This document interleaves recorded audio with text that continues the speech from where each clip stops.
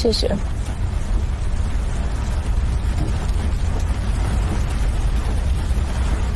去哪儿啊？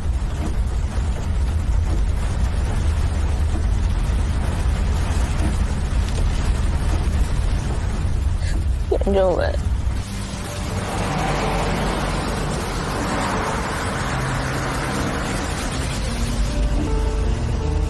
受委屈了？没有。遇到困难了？这很正常。小王居然唬我，怎么跟受了委屈的小媳妇似的？你肯定也冲着她好。是什么问题产生了分歧？也不是分歧，就是线索断了。我干刑警那会儿也有一个搭档，是生死的兄弟，在破案的过程中也经常产生争执。我和长征算是搭档吗？现在看来是的。刚才我们发生争执，真的不是我的问题。两个人在一起工作，在破案的过程中，可能要经历失败，甚至生死。不过同时也会有信任，有默契。在侦破案件的过程中发生争执，这也在所难免。这个案子要往下推进真的挺难的。现在越是了解案情，我越觉得长征他挺不容易的。只能怪我太笨了，帮不上什么忙。也不要妄自菲薄。破案的过程中线索断了，会使人急躁，有的时候会失去信心。再难，这个案子我一定要查到底。那长征，我想他也绝对不会放弃的。他刚才凶我，其实我可以理解，我也没有怪他。我生气是因为我不知道接下来该怎么办。没有失去信心就好。遇到困难，线索断了，两个人要互相支撑着往前走。严政委，你说的对，我明白了。有困难要挺过去。你告诉长征，要让他知道，他从来都不是一个人在战斗。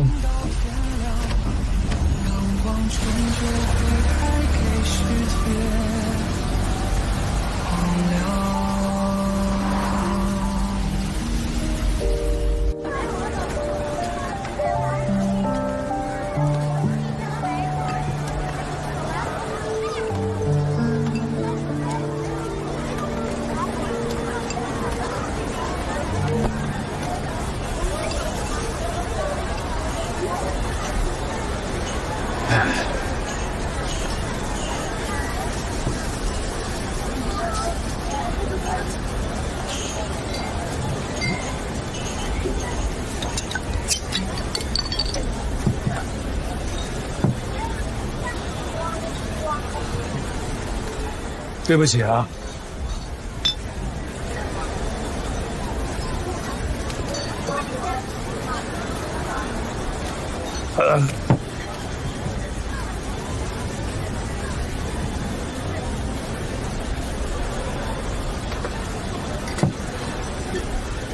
反过来了，不赶我走了？下午是我太冲动了，是我不好。长征，我们是搭档，你以后敢再拖我后腿，我绝对揍你。好，是我不对，跟你认错了。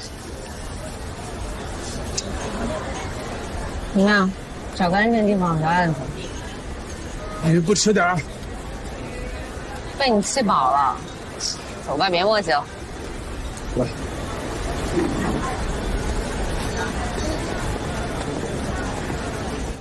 是我大意了。爷儿哥的行事作风肯定会留下辈分的，长征去找董路，肯定就是为了这个。你不用自责啊，这长征啊，一直盯着赵家。你说你一天到晚里里外外前前后后的，难免有些疏忽。另外，这老二啊，是不是真的留下了什么？这只是个猜测。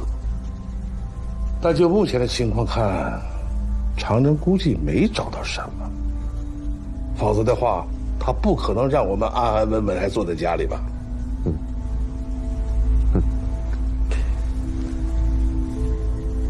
哎，从今天开始，长征去了哪，做了什么，我都要知道。明白。爸，你是不是觉得我应该一开始就除掉长征啊？我只是想，刚死了一个检察官，又死了一个警察，这个警察还是我们赵家的死对头。你不用解释，我既然把赵家交给你，我就相信你为赵家所做的一切。但是我只是觉得，你对长征的态度，似乎有别于其他人呐。他确实挺有意思的，他可是你的对手，也有可能变成我们的队友。我跟他交过手，挺让我意外的。希望这一次也不会让我失望。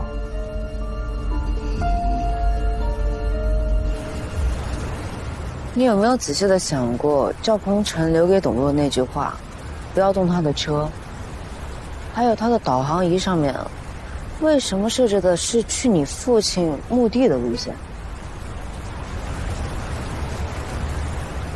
我觉得他就是我留下的提示，他想让我找过去。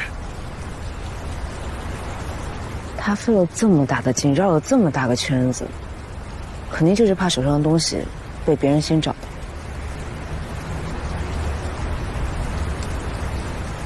他应该提前已经有预感了，所以约我去见面。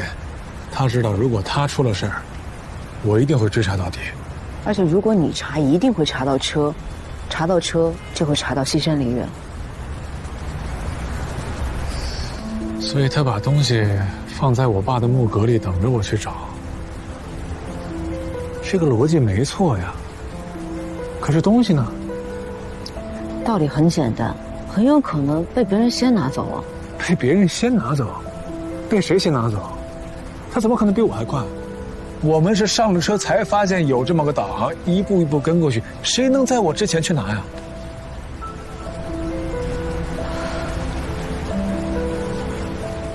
我现在倒是希望啊，这一切都是咱俩想多了。其实根本就不是什么提示，也没有线索，没有证据。如果他真放了证据在我爸墓阁里，被赵家的人拿到了，那咱们也不用查了，全部都被销毁了。别想那么多了，明天咱们再去一趟吧。去再看看。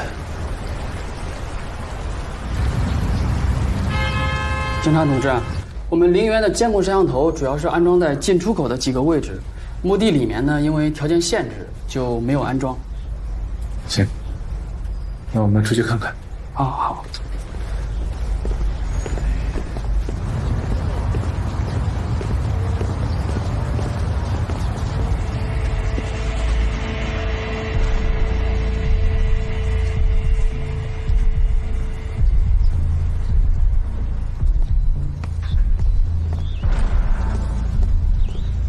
有什么发现？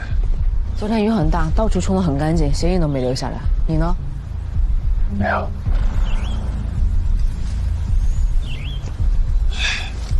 等会。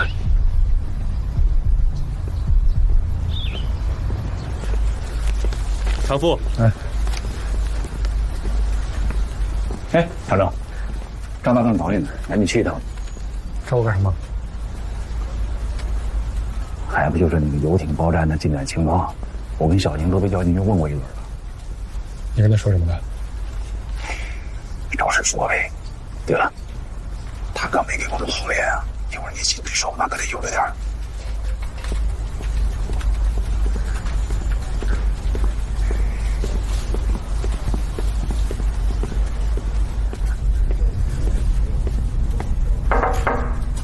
领导找我。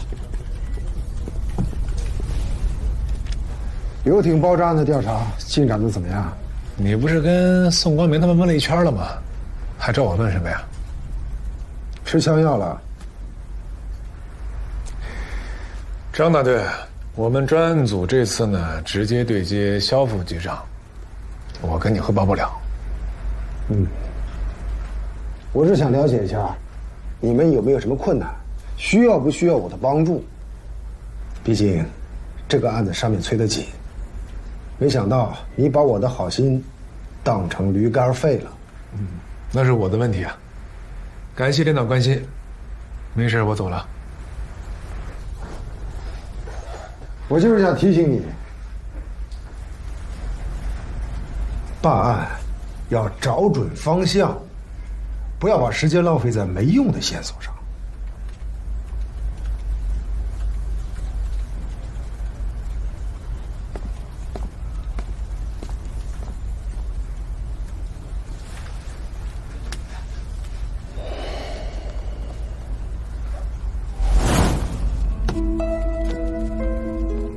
老张，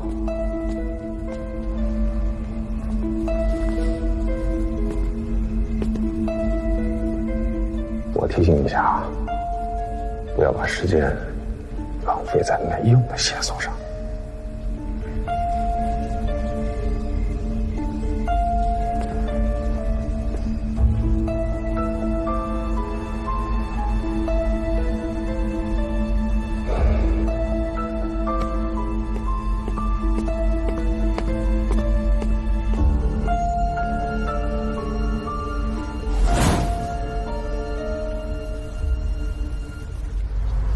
哎，丫丫出来了。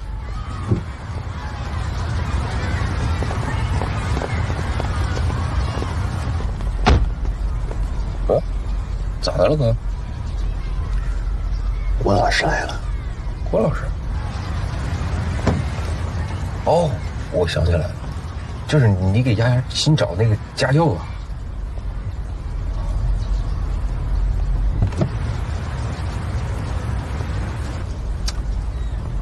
郭老师不错吧？哎哥，你这是给丫丫请家教呢，还是自己找老婆呢？成年人从来不做选择题。表白了？我有点不太敢跟他说话。嘿哥，你这说的，你这太阳从西边出来了啊！那还有我三哥不敢干的事儿啊！要我说，老三样呗，这开门摁倒这。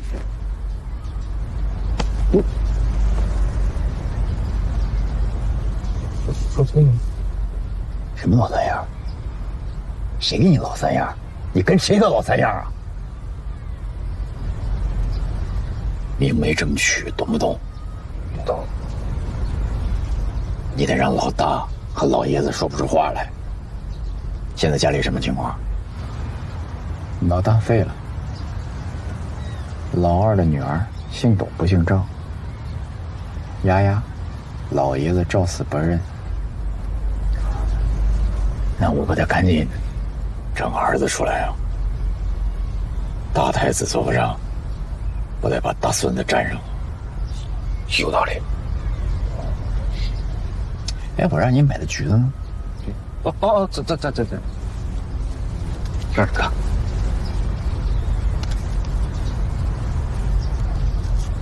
哥，你这就是酸儿辣女呗，就是这个儿子嘛。嘿嘿。哎，你之前不是吃柠檬吗？你哪那么多？柠檬太酸了，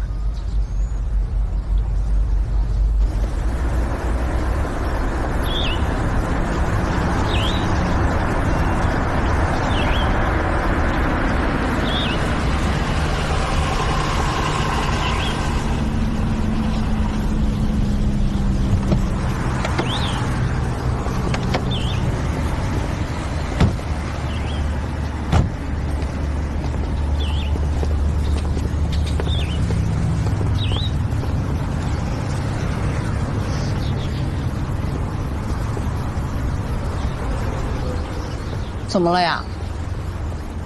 钥匙给我。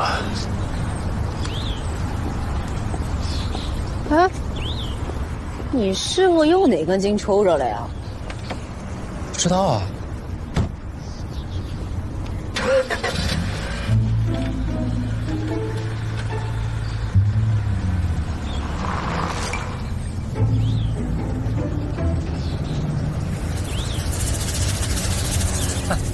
这多明显啊！我师傅这炫车技呢。炫什么炫呀？我看他这是有病。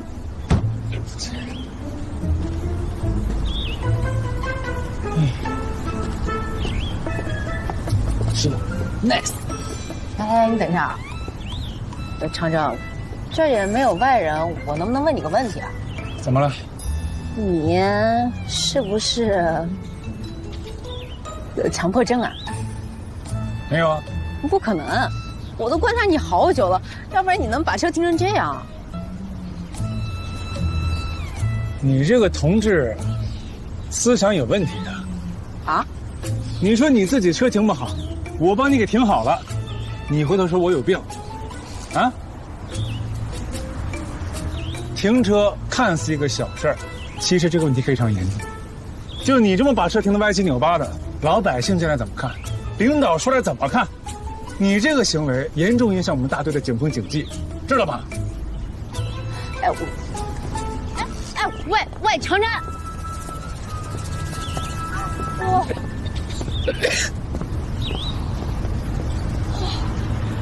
啊，气死我了！哎，明明是他有强迫症，他居然把我训了一顿。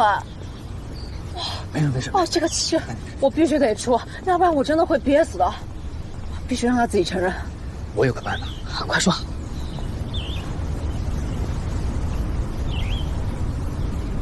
好主意，现在就去买。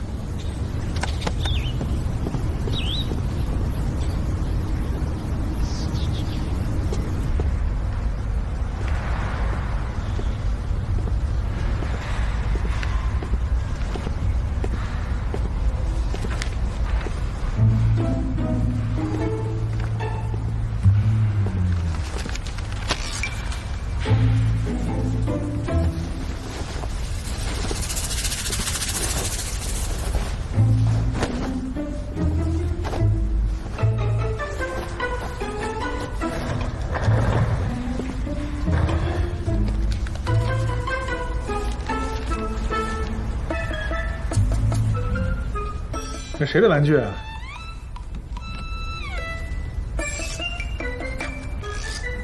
哎，谁的魔方？这个在你桌上，你问谁的？我哪有这东西？谁的赶紧拿走。不喜欢就算了嘛，那么凶干嘛？要不然你要不喜欢，我帮你拿去扔了。扔了干什么？我真拿去扔了。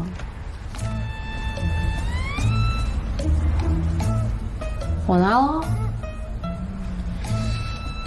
你们这够有童趣的，还玩这东西？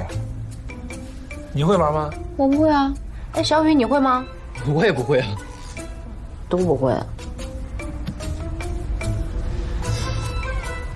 这东西怎么给它拧成一样的呀？啊？这看着多别扭啊！你会吗？我也不会啊。但这太难受了。哎，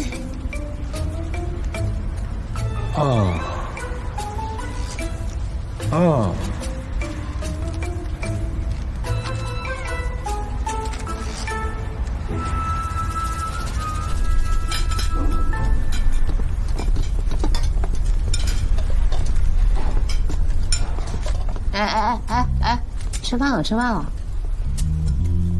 吃饭了。师傅，再不吃那饭都凉了。不是这玩意儿，我听不上，我看着难受，我吃不下去。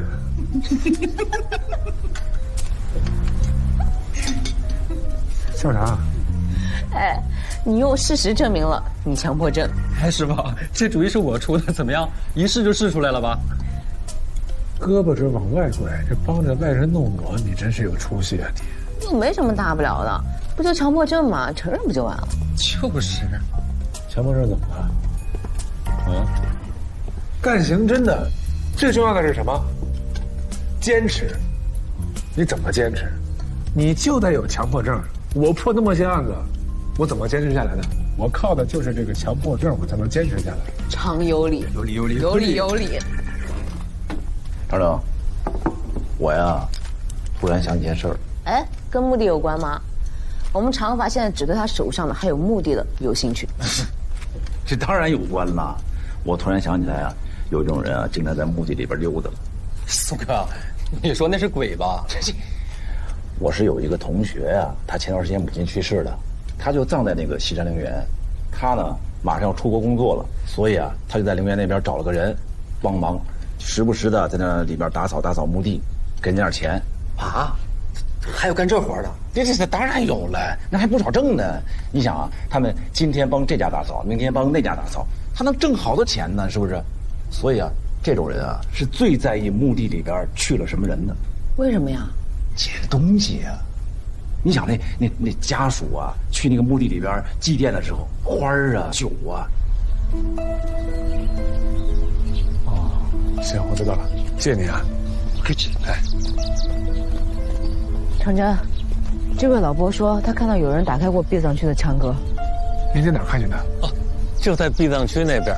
那麻烦您带我们过去看看。行，你们跟我走吧。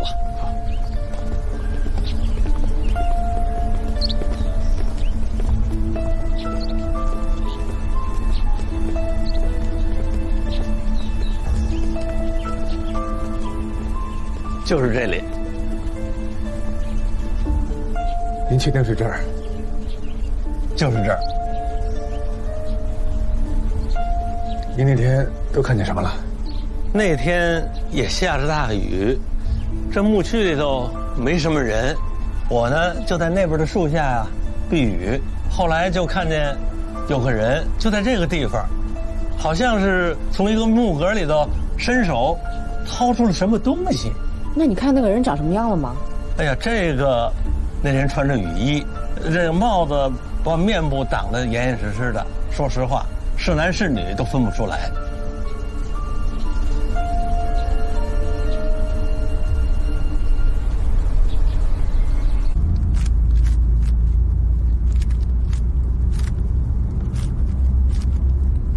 你没事吧？没事啊，不就是重新找证据吗？我们搞刑侦的，家常便饭。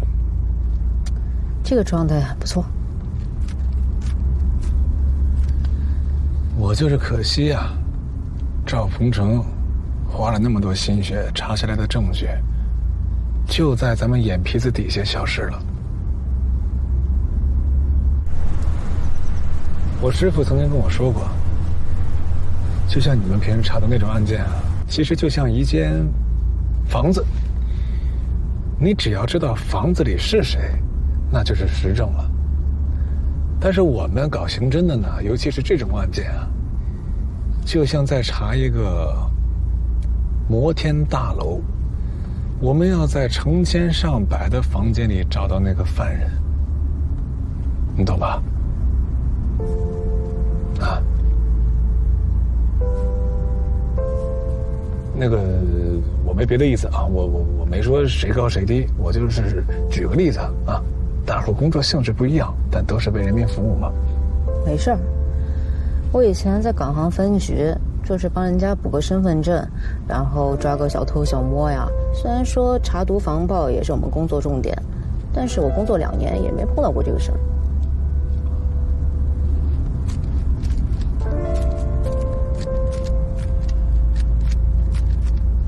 哎，我有个事儿我一直想问你啊。什么事儿啊？你跟严政委什么关系啊？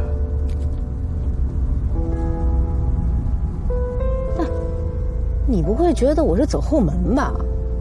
不是，这正常啊。怎么着也调一个刑警过来，你说这次给你调过来，我就问问。不是跟你说过吗？我对这个案子比较了解。你可得了吧，糊弄谁呢？他比较信任我。为什么呀？赵家这个案子处处是陷阱，人心叵测。我们这里面不能有人掉链子，要不然全部行动都会毁了。所以专案组里面最重要的就是人一定要信得过。老校长知道我对警察这个事业的执着，再苦再难我一定挺得过去，所以我很适合这个事儿。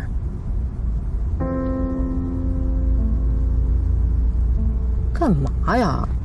我为了当警察可是一路苦过来的，可能我不像你一直都是警察里面最优秀的那一个，但我一定是最拼命的那个。哎呀，那么想当警察呀？你怎么这么八卦呀？哎呀，你是我的搭档，我不得了解了解。行，我可以告诉你，但你发誓不准告诉别人。我跟谁说呀？上小学的时候，有一天放学，我被几个男生给尾随，进了一个小巷子，他们就把我围住了，想对我。哎呦！我那个时候还是个小女孩，都要吓死了，根本就没办法反抗他们。还好当时有个路人救了我，如果没有他，我都不知道这结果会是什么样子。哎，后来才知道啊，这个路人是个警察，所以那之后我就发誓，我长大以后一定要成为他那样的人。这个警察是严正伟。哦，那就了解了。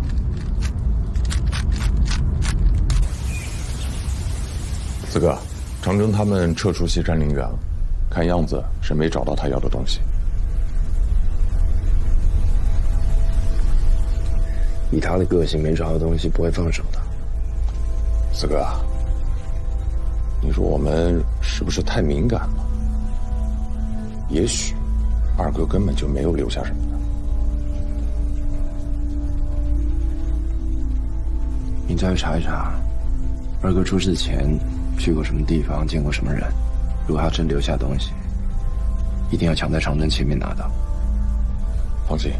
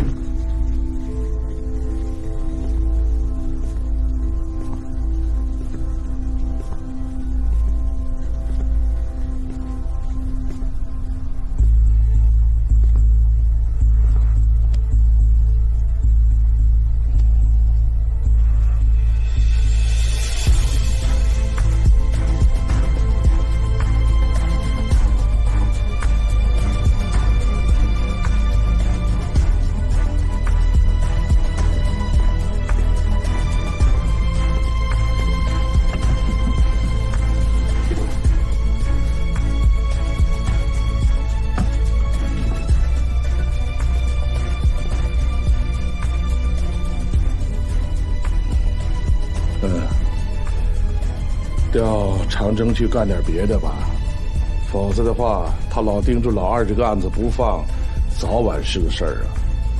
好，我明白了，你放心吧，我来想办法啊。好，哎。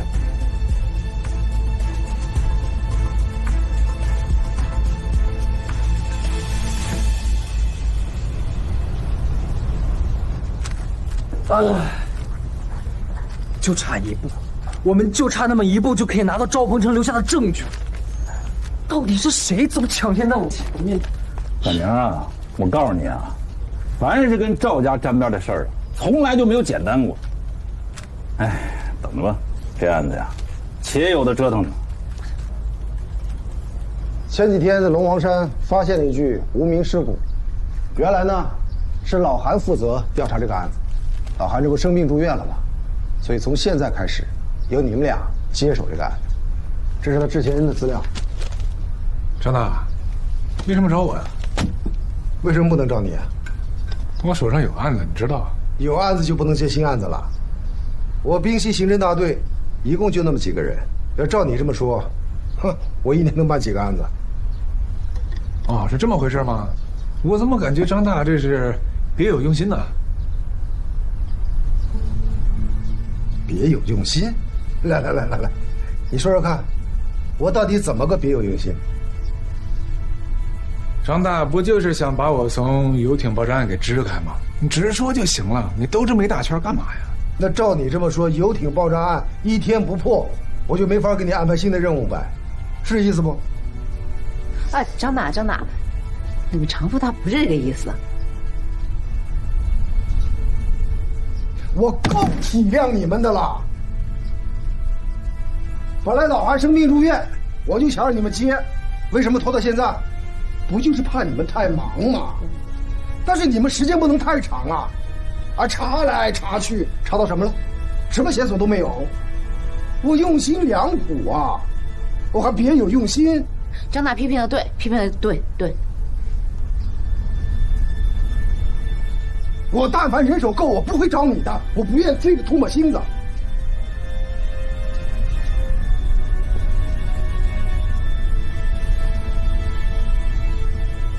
你现在也是副大队长了，有点责任心好不好？你替我也分担一点儿。来，痛快点，表个态，接不接吧？别踢他。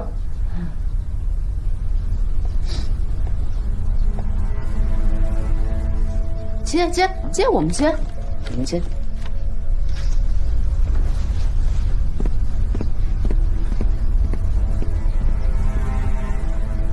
张大你就放心吧，那我先出去了。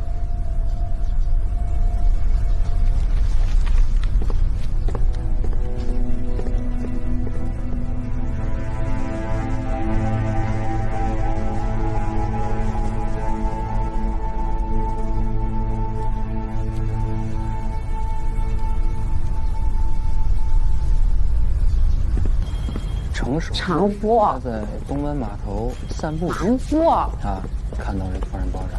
常夫，师傅，你没点眼力劲吗？你没看你师傅黑这个脸啊？你这不是自个常夫，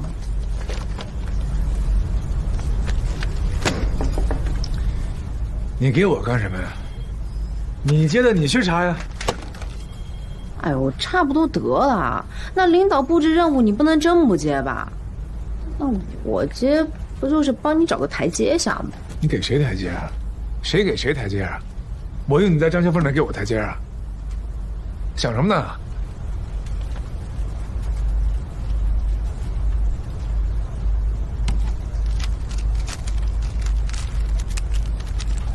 哎呀，消消气，拿走。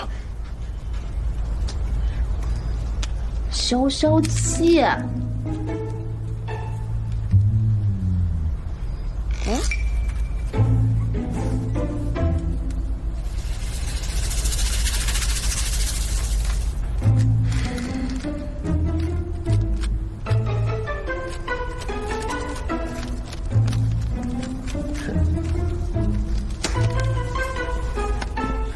你干嘛去啊？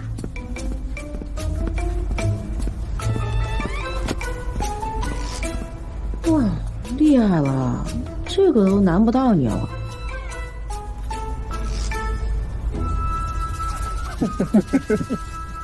说完了，说完了，赶紧回去查案去。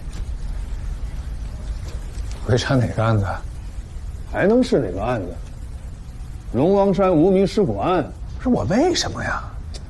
我怎么教你的呀？身为刑警，有对案件挑三拣四的权利吗？你带着一肚子牢骚过来，我要是不让你说吧，我身为当师傅的对你不够体恤。现在牢骚发完了，该干嘛干嘛去啊！您说的对，但是你不觉得他张秋风有问题吗？人张秋风哪句话说的不对了？警力紧张错了，还是没有线索错了，还是说你们专案组就不能接别的案子了？长征，挑别人的理儿得挑出点名堂来。我看你就是对人张秋风个人有看法，是不是？哎，这句话你说对了，我就是对他个人有意见。这么多年我办了这么多案子，只要跟赵家有那么一丁点瓜葛，他张秋风立马跳出来，跟我推三阻四，各种阻挠。我真是怀疑这人。打住！没有证据，把后面的话给我咽回去。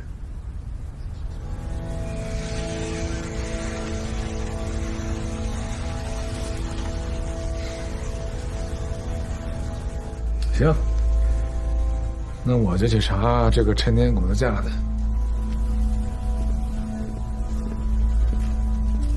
站住！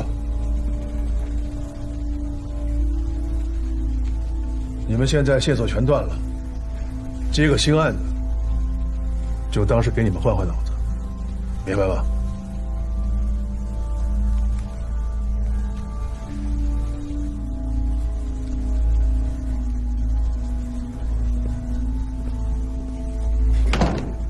你在哪儿啊？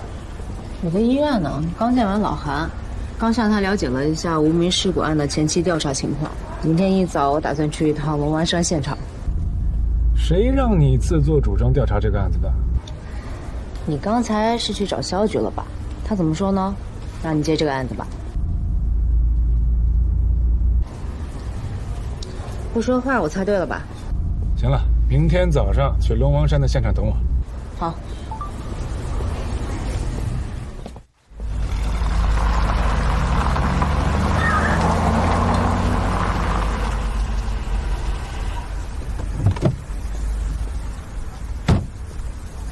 在哪儿啊？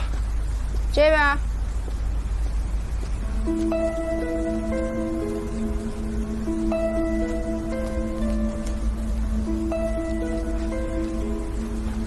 这里就是发现无名尸骨的现场。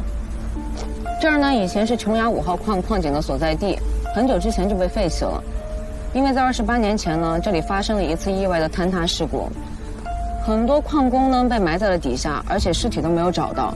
所以老韩认为，这个无名尸骨很有可能就是当时遇难的某个矿工。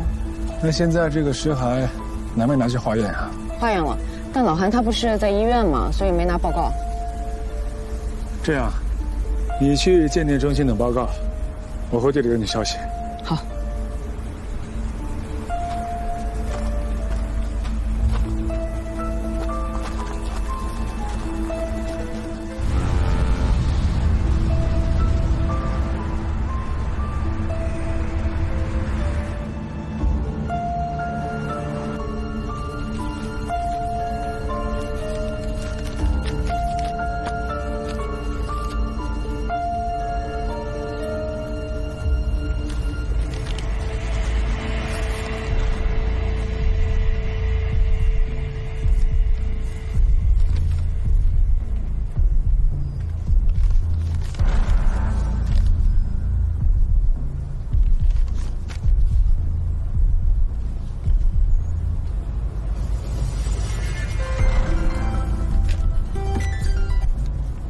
哎，喂，长风，化验报告已经出来了，死者确实死于28年前。知道了。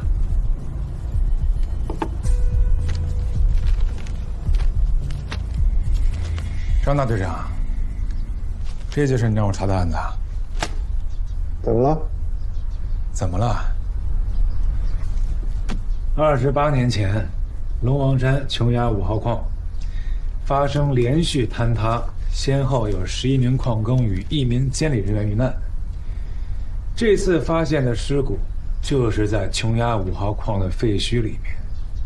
长点脑子都知道，这10有8九就是当年的遇难人员。你让我查什么？10有8九。那还有1/10呢？我就知道你会这么讲。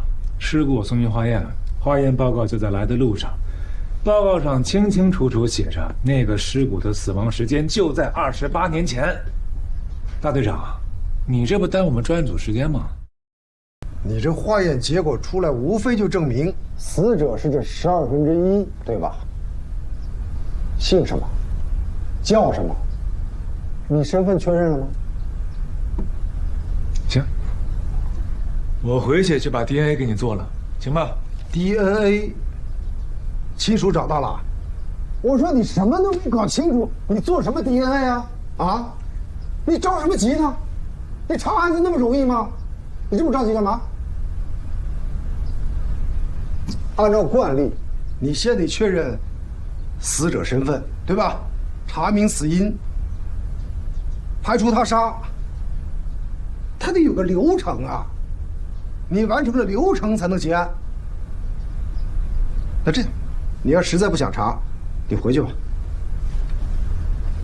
结案报告，签上你的大名，滨西刑侦大队副大队长常征，草率结案。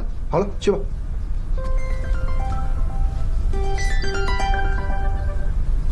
哎，常征，刚才有个很重要的事忘跟你说了。当年矿难事故认定的经办人是赵孝生。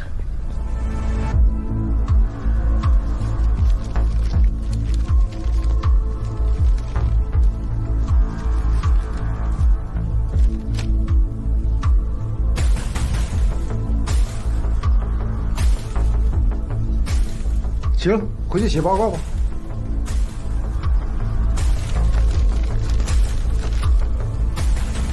这案子我查了，一查到底。常夫，我错了，这次是我大意了，要打要骂我都听你的。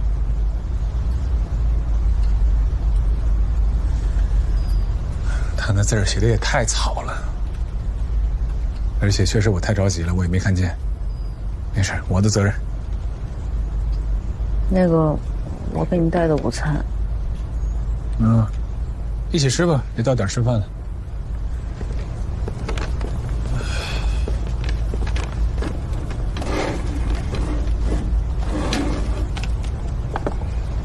我这回来还在想呢，这回你不得把我给骂死？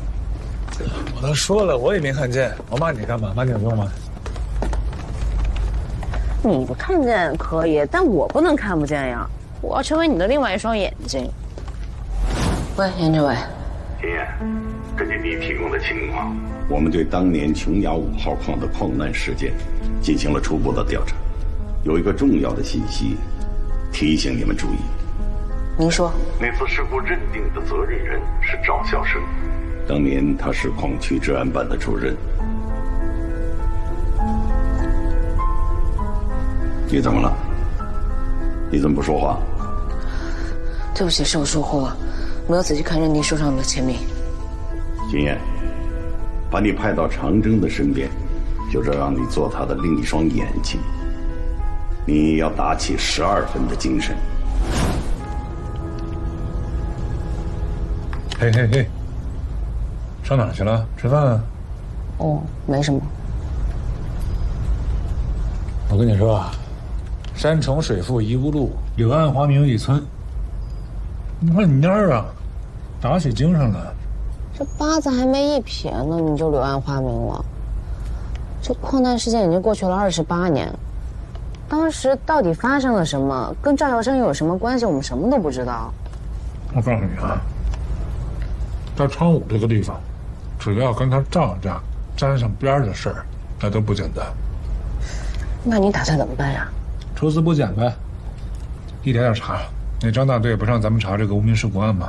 那我就好好查这案子。然后呢？当年这个琼崖5号矿井，一共发生过2次矿难。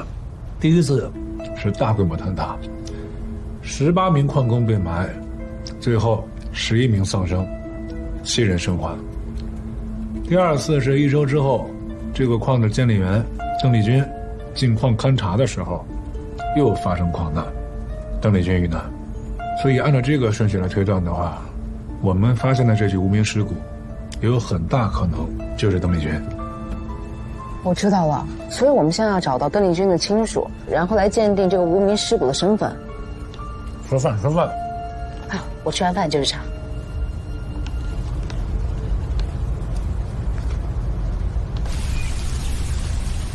到龙宫山查？对，我找人打听了，好像是28年前的事儿。这么些年了，还能查到个毛？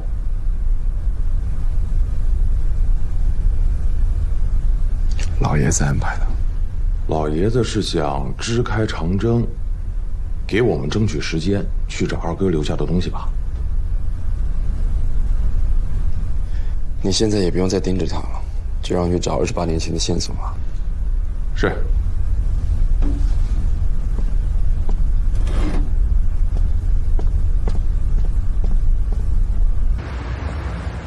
喂，常福，已经查清楚了，邓丽君的妻子7年前就已经去世了，但她还有个儿子，就在昌武。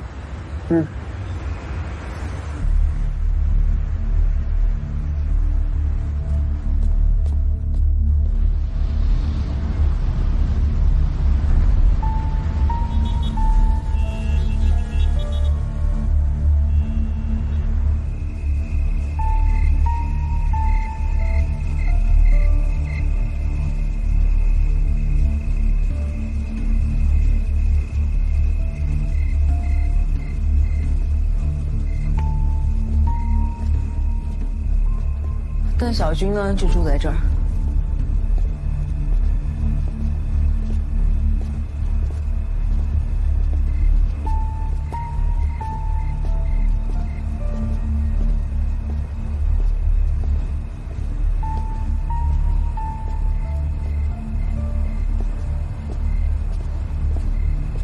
哦，就是这家。这家？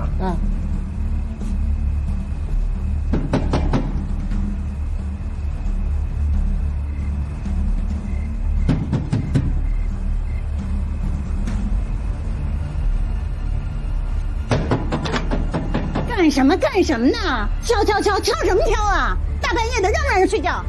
哦，不好意思啊，我们是警察，在查案。警察也不能扰民呢。不是，我问一下啊，住这儿的那个小伙是不是叫邓小军啊？我怎么知道他叫什么呀？叫什么你们也别敲了，早就搬走了。搬走了？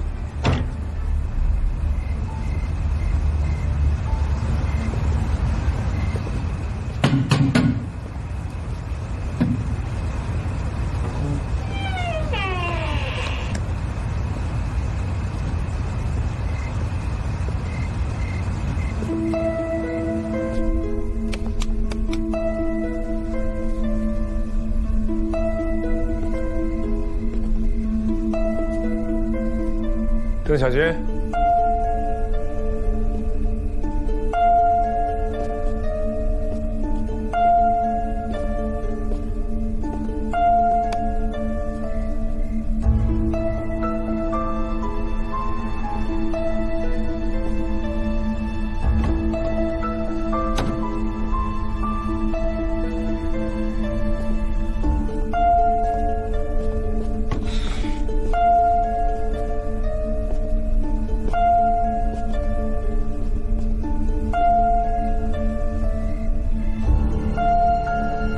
，22号。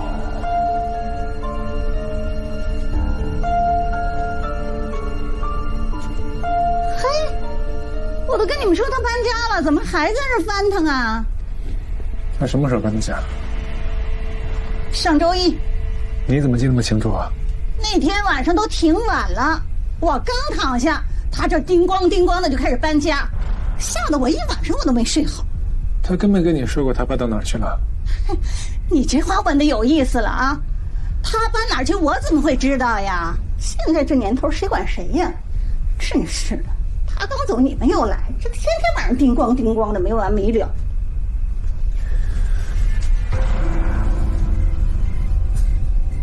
上周一，赵鹏程出事的晚上，这绝对不是个巧合。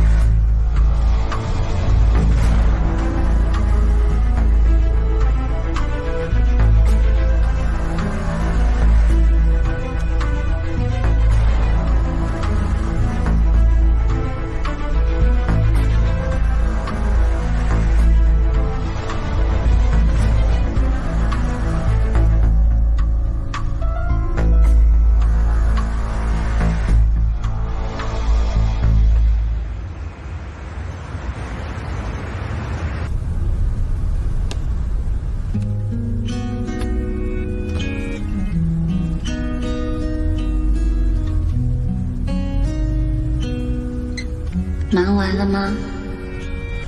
你期待未来，我往复重来。城市充满阴霾，有人默默存在。若我消失不在，忙完就吱一声，我请你吃宵夜。奔赴火海，真相不必掩盖，终会被我揭开。等待春暖花开，我重回归来，期待明天天空的色彩，从未想过离开，从开始到现在，不怕满身的伤害，冲破残缺地带。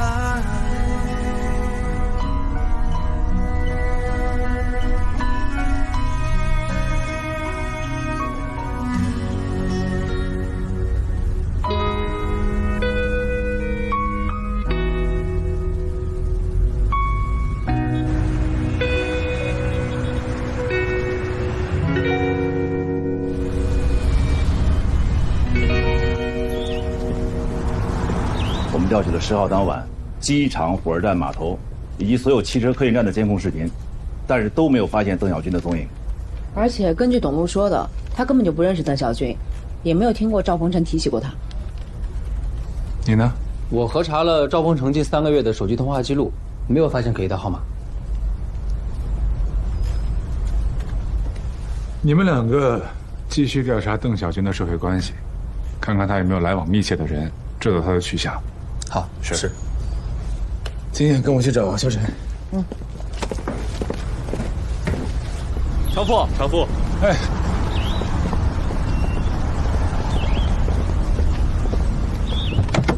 哎呀，手机落车上了。手机都能落下，也不怕有事找你。我工作手机随身带，这是生活手机。啊，没电。给我帮你充。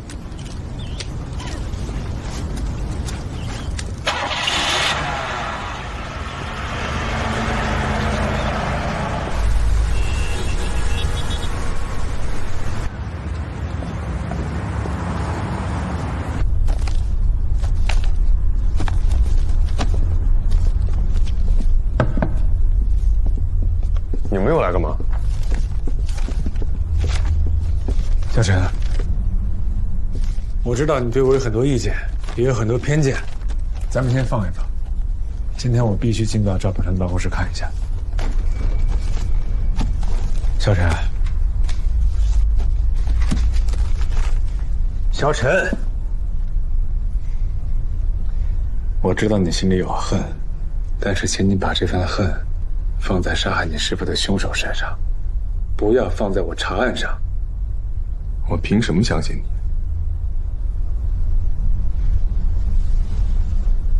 杀害你师傅的和杀害我父亲的应该是同一拨人。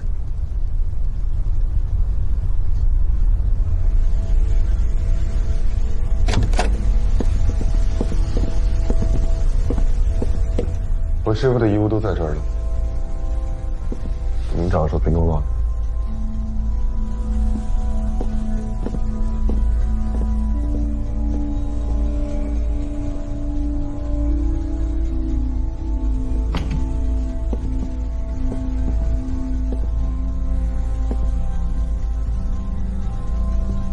来吧。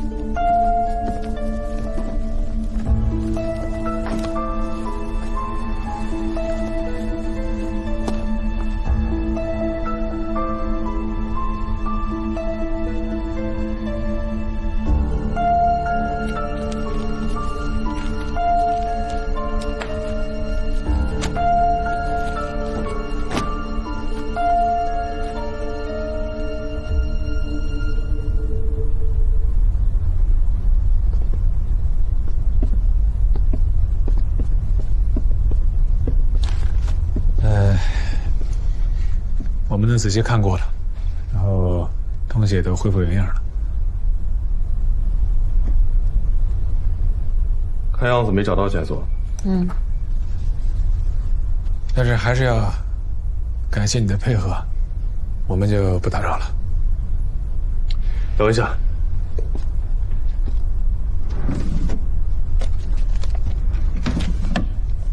看看这个吧，也许对你们有帮助。这是什么东西？我师傅的简报，时间跨度比较久。他一直想退休以后写一本关于司法普及的通俗读物，整理他遗物时发现的，我就留下来做纪念了。这不是当年矿难的新闻吗？这个新闻你有印象吗？这是28年前一则矿难报道。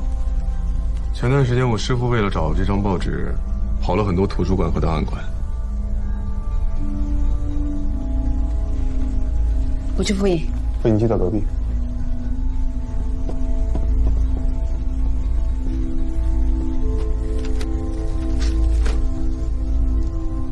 谢谢啊。还管。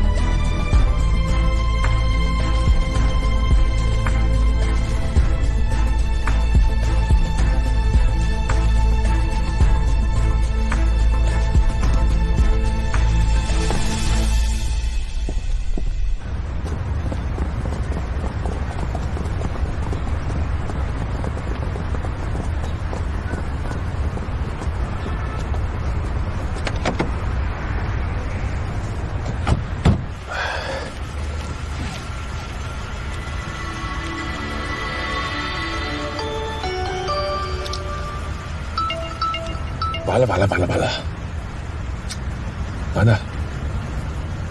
哎呀！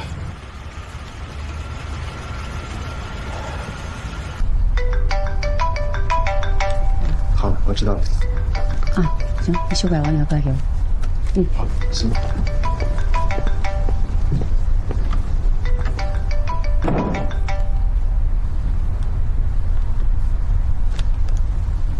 喂。哎，念念啊，对不起啊，对不起，昨天手机落车里了，然后我在办公室忙了一晚上。我等了你一晚上，后来还是睡着了。对不起。哎，你今晚干嘛呀？要不然我去接你，咱们吃饭去。哎呦，今天晚上应该不行。要不然我们……你忙你的，没事，改天约呗。好吧。好嘞，拜拜。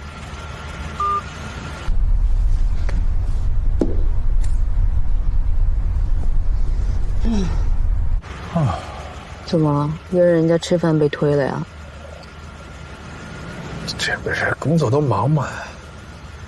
你看啊，你们这要不然接不到对方电话，要不然约不着对方吃饭，这问题还是很严重的呀。哎呀，就这工作性质的，没日没夜的，怎么办呢？回队里吧。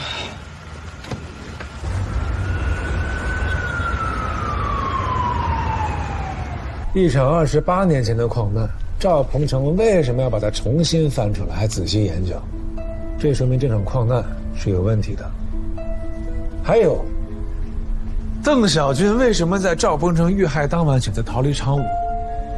如果这不是巧合的话，这两个人之间必然存在着某种联系。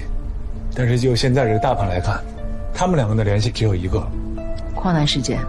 对，还有赵孝生作为当年矿区的治安办主任，他在矿难事故的认定上扮演了一个什么样的角色？邓丽君作为矿上的监理员，他到底是怎么死的？他的儿子邓小军到底知不知情？这些都是我们要查的方向。可是现在赵鹏程已经遇难，邓小军至今下落不明，那我们从什么地方入手？你调查矿难，当然从矿难的运营方入手了。铁石矿业集团。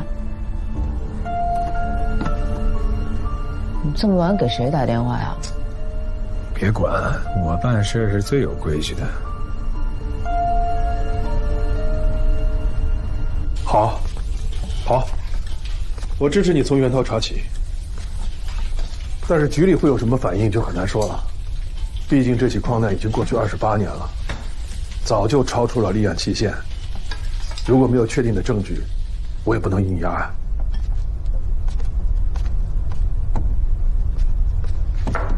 可以，你可以暗中调查，但是也要做好随时中断的准备。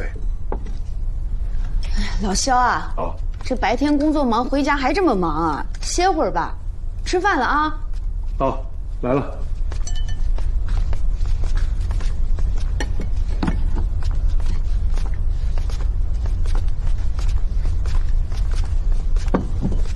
吃饭吃饭。长征今天是不是去找过你啊？28年前那起矿难的资料是你给他的？他自己翻找的。你之前不是对我支持长征查案很有意见吗？现在怎么倒主动放弃他了？我有我自己的理由。晨儿啊，你现在大了，有你自己的世界观，这我是支持的。但是长征，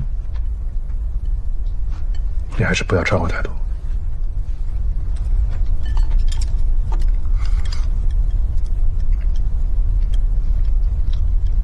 吃菜来，吃菜。啊，我吃饱了。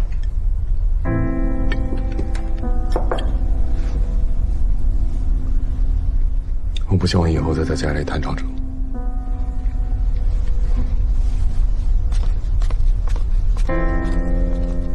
你看看你，好不容易一家人在一起吃顿饭，又是工作，一家人在一起吃个饭也不安生。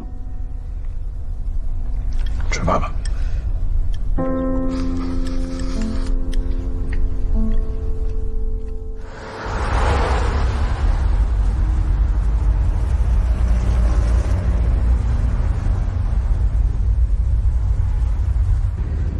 我们就这样找上门，会不会打草惊蛇呀？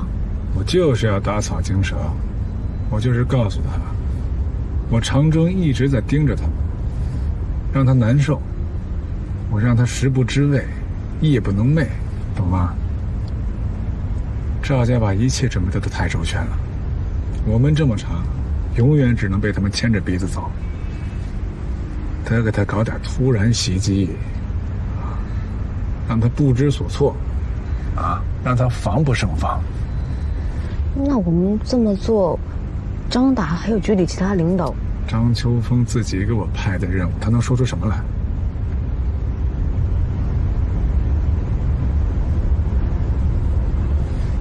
放心吧，船到桥头自然直。那布置呢？布置给他掰直。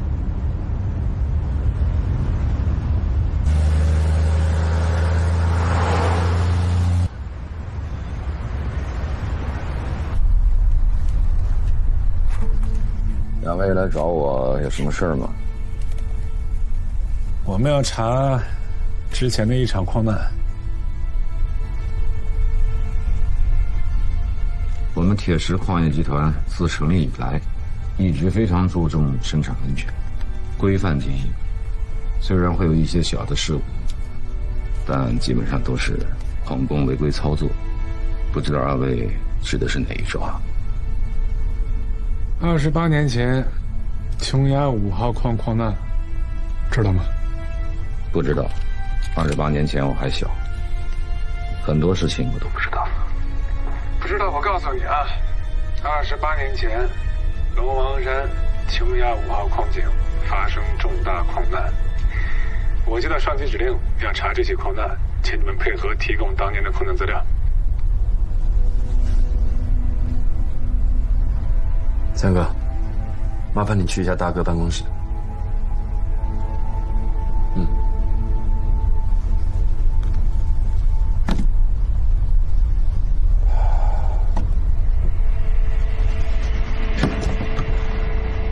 哟，有人啊！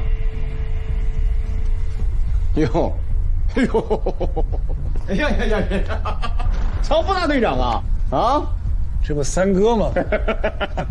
怎么也不打电话了？哎呀，我做梦都老梦见你，知不知道？可不敢。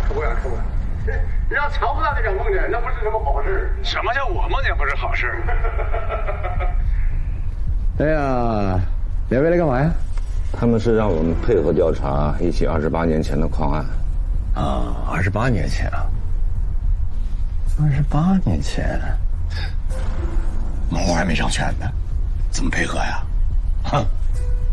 哎呀，你这花招这么多，我们说话得小心一点啊！哎呀，咱们还小心什么呀？我也是领导安排过来查这案子，对吧？走流程，没事，不做亏心事儿。不怕鬼敲门，我这人天生怕鬼。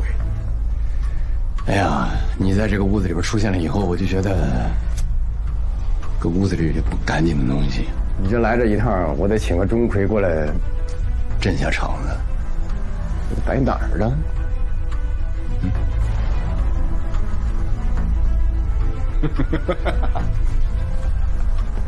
这样吧，一会儿我们法务过来。律师对警察比较专业一些，对吧？我们俩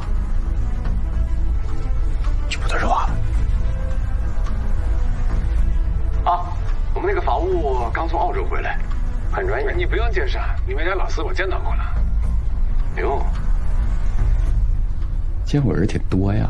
哎呀，你们赵家这几位大哥不得认识啊？赵总。董事长，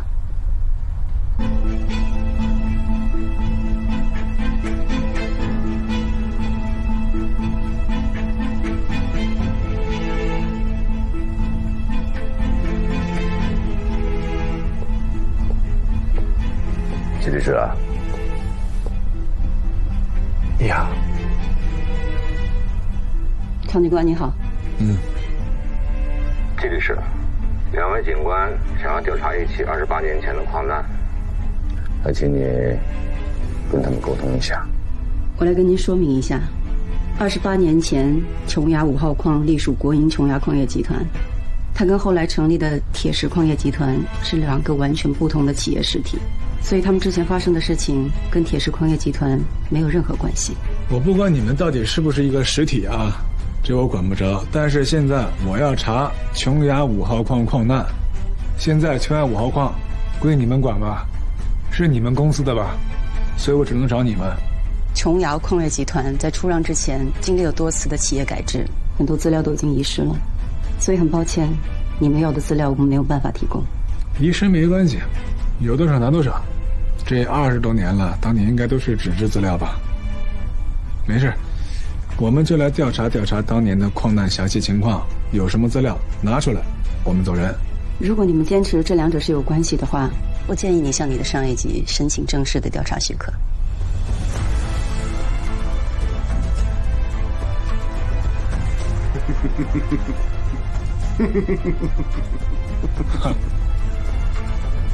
行，我们回去考虑考虑啊。慢走。不送，走。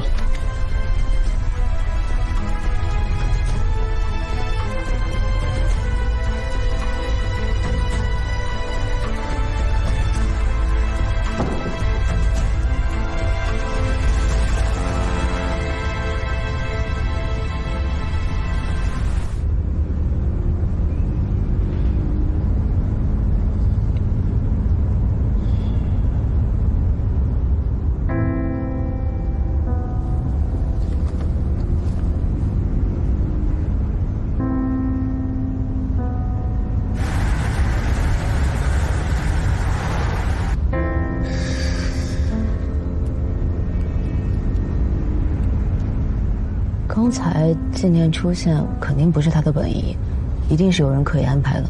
我知道，我看出来了。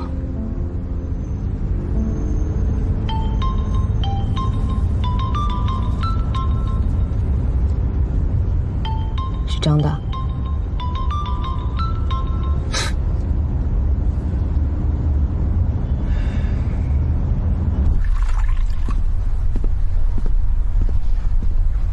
咖啡。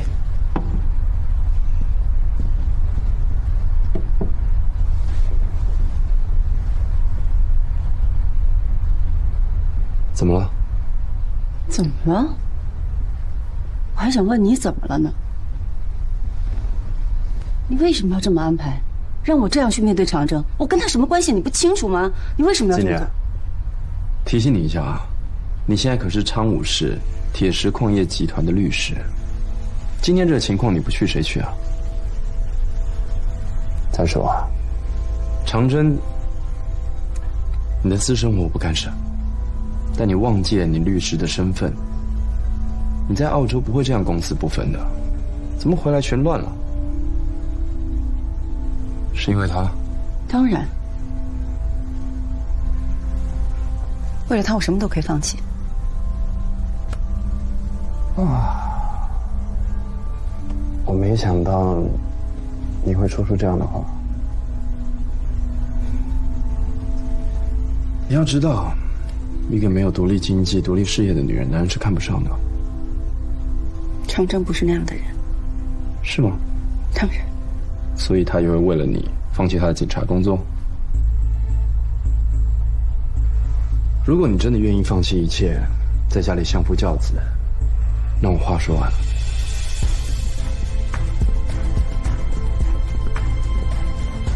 今天让你面对这个事情，我也是事后才知道的。在集团里，我只是一个法律顾问，能决定的事情不多。我答应你，下次若有这样的事情，我会尽量安排你们回避。谢谢。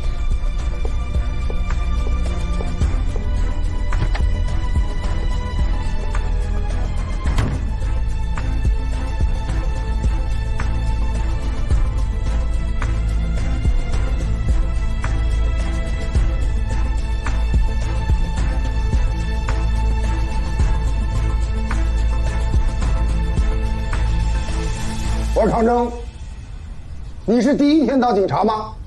我真是不敢相信。哎呀，我的娘啊！你怎么就这么不着调呢？我怎么就不着调了呢，张大？当时这案子不是你按头让我查的吗？我是让你去确定不明尸骨的身份。你倒好，不请示不汇报，跑到铁石矿业集团，你查什么查？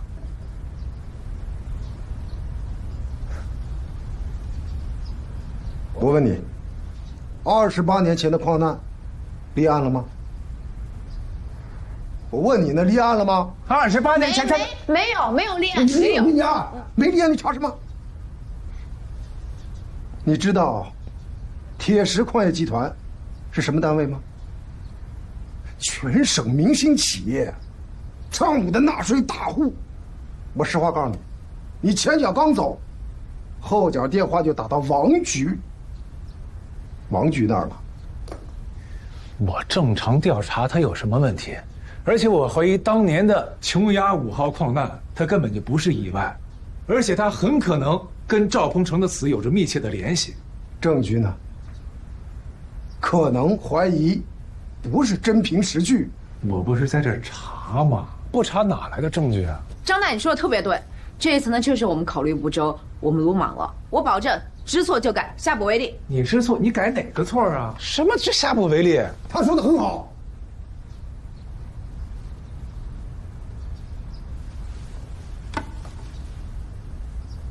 年轻人有热情，这很好，但是你办事得讲究个方式方法，更重要的是要有政治嗅觉。对，特别对。哦，你真会嗅啊！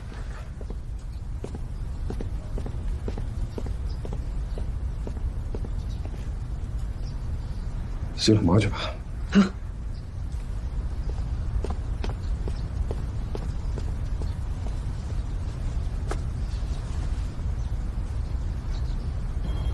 常富，常富，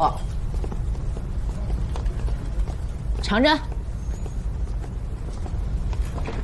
干什么？发什么脾气啊你？发什么脾气了？跟着我干什么呀？回鞠躬去多好啊！真行，你刚才像什么样子？你告诉我，像什么呀？你就像舔狗成精了一样，在那儿。对，是，哪句话对呀？哪儿是啊？笑什么笑？我是觉得你奇怪。我奇怪，你才奇怪呢。你看啊，星野码头枪击案有2个目击证人，你知道跟他们约会。查秋涛的时候呢，你知道要装爱鸟人士，喝大酒套人家近乎。怎么一到这张大的时候，你就像吃了枪子儿一样呀？哎，我是看出来了，你查案的时候呢，就特别精明，像老狐狸一样。这一跟上级领导沟通呢，就像狗熊，完全不懂得转弯。你到底想怎么样呀？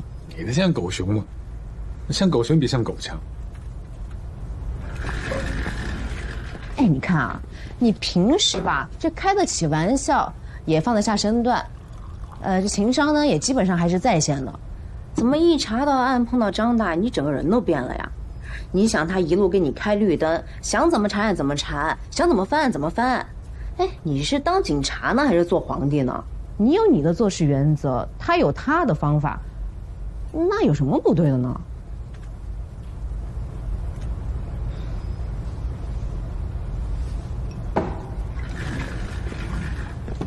我还以为你有什么保留计划呢，结果呢就是一头撞上去，鱼死网破，一拍两散呗。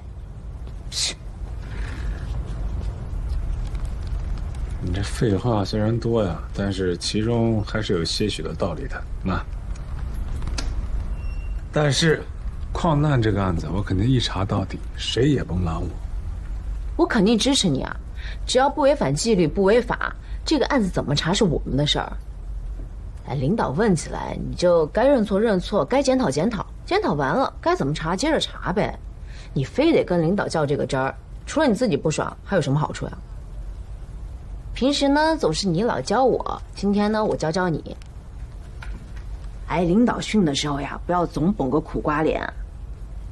教教你怎么当狗子精，看好了。领导，我错了。领导说的是，对，是，领导，我错了。低俗。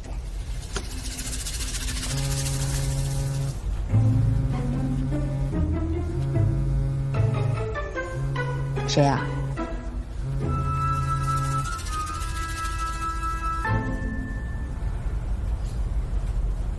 哎，常州，李志，哎，干嘛啊，常州？这怎么了？这是？我是过来向李志认错的。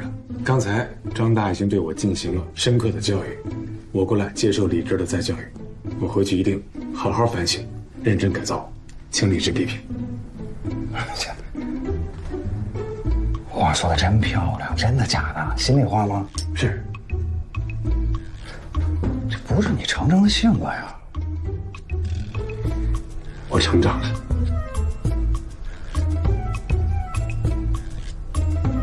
行吧。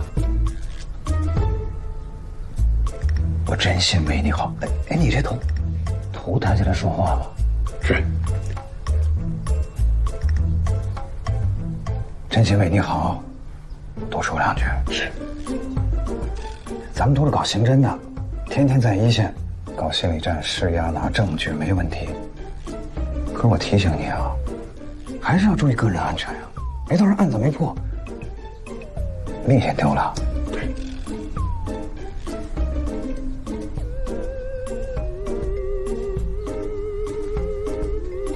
哎呀，你这个态度我也不好说什么。反正就是，这人吧，做事情不能太急功近利啊。哎呀，你说你这，哎，领导批评的对。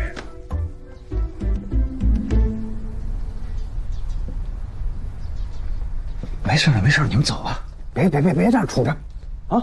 是，谢谢领导。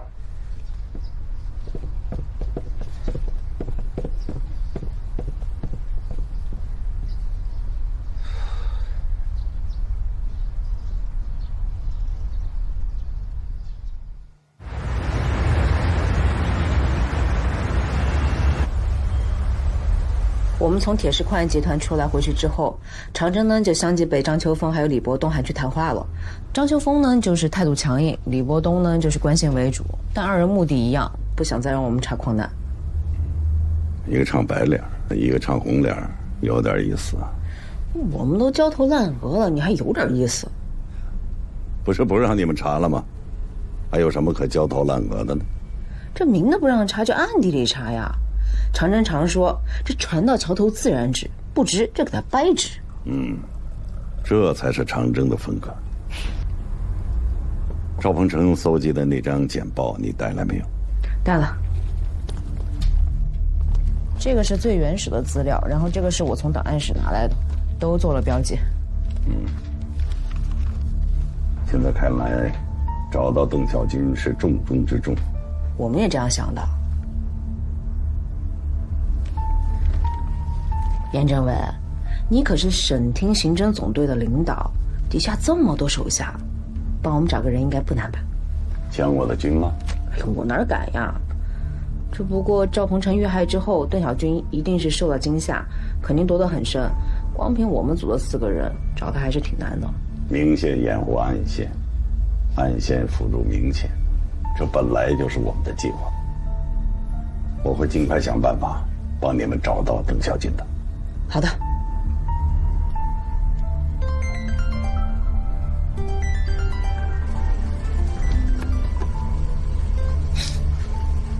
石头啊！哎哥，你在哪儿呢？你快回家，我这里有件急事儿。什么事啊？电话说。哥，等你忙完就来不及了。你到底说不说啊？哥，我要完蛋了。先等着吧。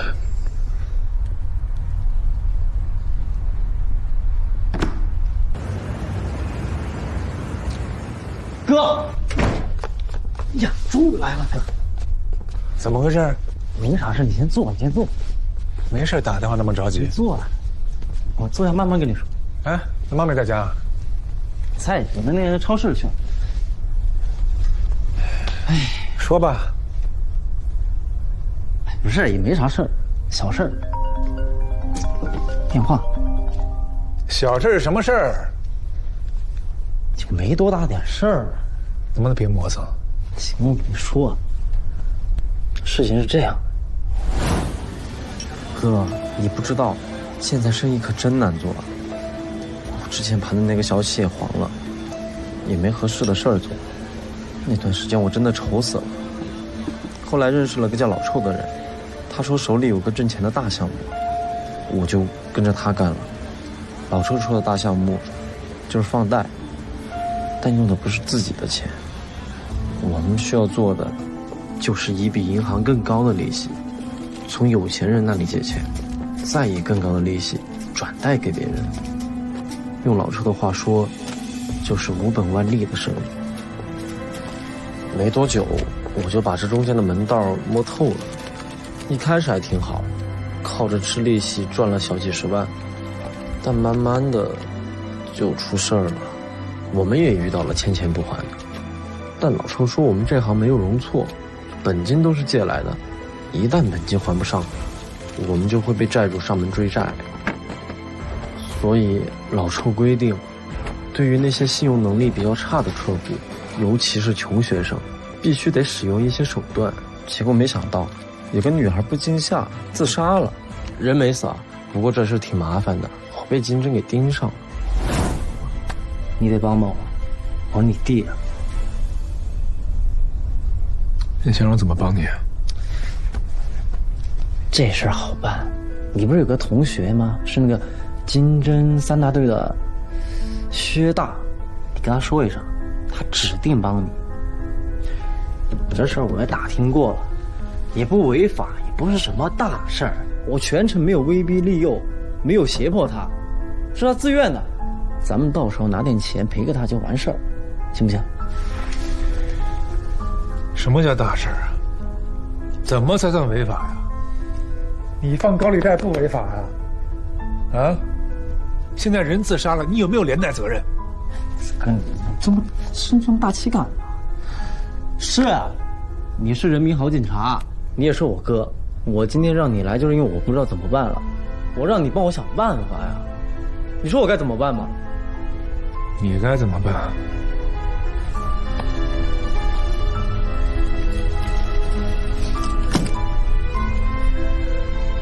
知道怎么办吗？不是哥，你这干啥呀？抓我呀？来，你来掂量掂量，你值不值带这东西？不是我掂量什么呀，哥？你要干嘛啊？大义灭亲啊？抓我进局子？可真行！常石啊，我告诉你啊，你这个事儿不是小事，而且没有人能帮你。你现在就一条出路，跟我回去自首，求法院轻判嘛。走吧。哎，不是哥，哎呀，你干啥呀，哥？我自首什么？我不自首。哎呀，你干嘛？行了，我平时自首啊，那女孩自己还不上钱，跟我有什么关系啊？她还不上钱，借什么呀？你给我说什么胡话啊？你这是刑事案件，你犯罪了，你知道吗？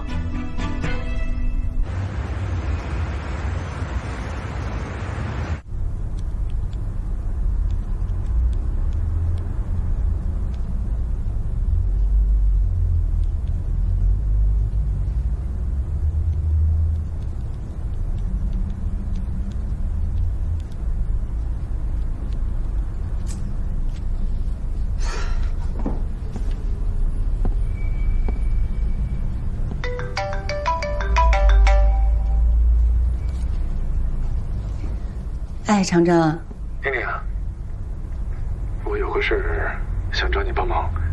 哦，什么事儿啊？我弟弟惹了麻烦了。石头，他怎么了？严重吗？不是小事，经济上的事儿我不太懂，所以我想跟你咨询一下啊。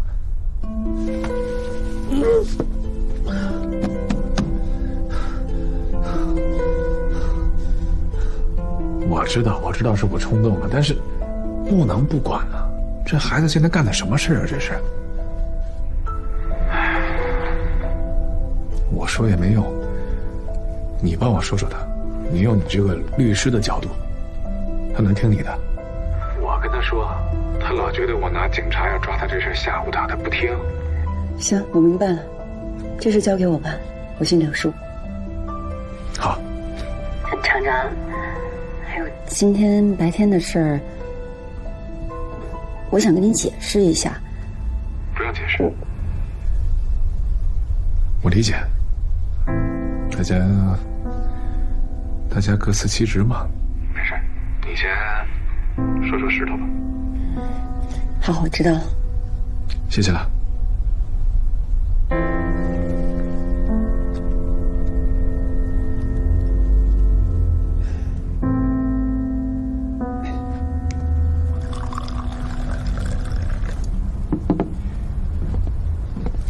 嫂子，你这个大律师再不帮我的话，我就真的走投无路了。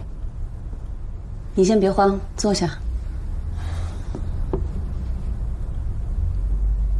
我问你几个问题啊，你必须如实回答我。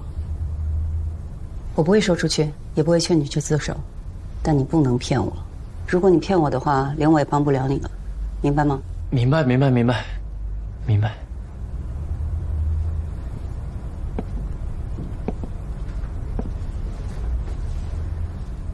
你们集资的时候走的是现金还是银行汇款？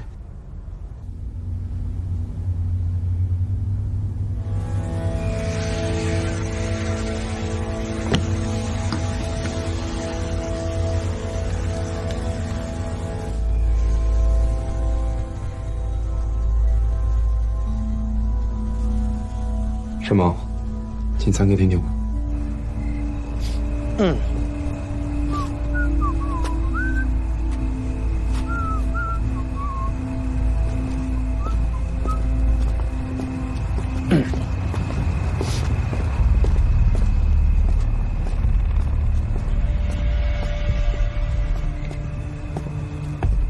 不是你谁啊？聊聊。干什么？聊啥呀？有人找你。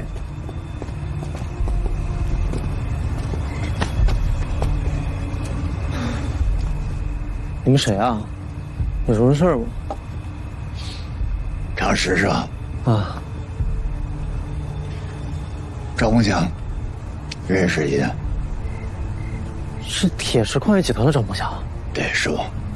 赵总好。您有什么事儿吗？坐。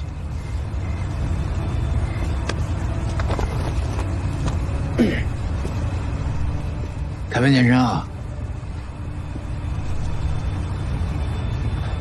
我们集团呢对你的项目比较感兴趣，准备投资你。项目？赵总，我已经不打算干这行了，这水太深了，容易出事儿。我明白，年轻人创业嘛，不容易。最大的敌人是什么呢？缺钱嘛，对不对？你们之前搞出那么些事儿来，不是也因为缺钱吗？张石啊，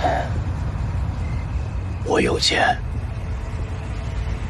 我也不着急让你还，那你还担心什么呢？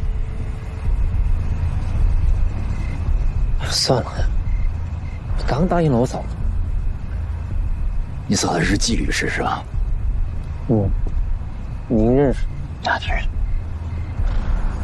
我和季律师是一家人。是我嫂子让你找我。当然了，如果你愿意加入，我们也就是家人了，明白吗？你该不会是看不上我们赵氏集团吧？哦，不，没有，怎么可能啊？瞧您说的，我求之不得呀，我怎么可能看不上您呢？给句痛快话，干不干？干。这就对了，年轻人就得有点冒险精神，明白吗？明白。走，找个地方详聊。行。对于你这个想法，我非常的看好。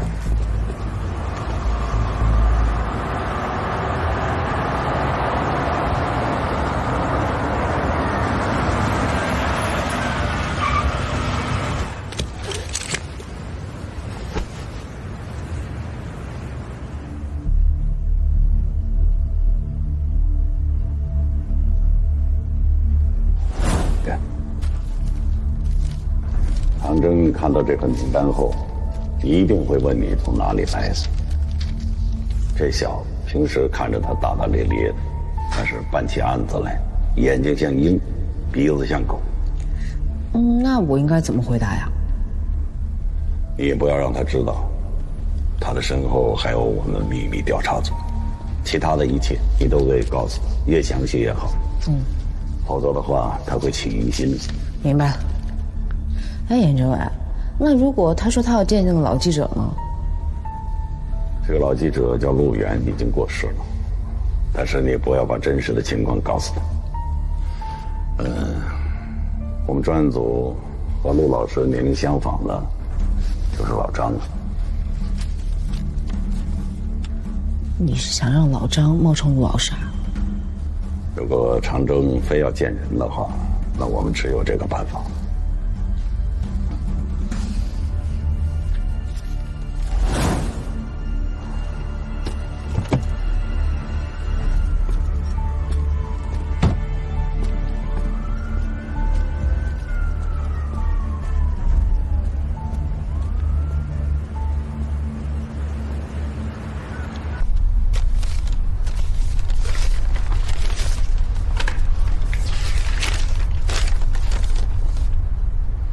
什么东西啊？当年矿难幸存者的名单，上面有他们的原籍住址，只不过是28年前的。你在哪儿找的？那年我们不在萧晨那儿看到那则新闻吗？我就顺着这个找到了当年写这个新闻的那个老记者。他当时呢准备去采访矿难幸存下来的人，做一个深度的报道。不过吧，他的这个采访申请接二连三的被矿区管理部给驳回。再后来，他的这个新闻选题又被报社内部给否决了。还好他把这个名单留下来了。不错呀，有了这东西，咱们守到好多圈子。金燕，你以后再有什么行动，你要提前跟我打招呼。啊什么啊？怕你有危险。难道你说的是赵家？我每天这么死盯着赵家，同样他们也会死盯着我。一旦我们找到一点蛛丝马迹，他们的手段什么都干得出来。能干什么呀？难道对警察下手？那也太猖狂了吧！难道说在昌武这个赵家真的可以为所欲为？我这么跟你说啊，在昌武，这水到底有多深，我到现在都没趟出来。自己小心点吧。我才不怕呢！要怕我就不干警察了。你要是怕，我也不招你进我小组了。现在高明和小雨都在忙着邓小军的事儿，这些咱俩查吧。好。哎，那个记者能不能约给我见见？马上联系。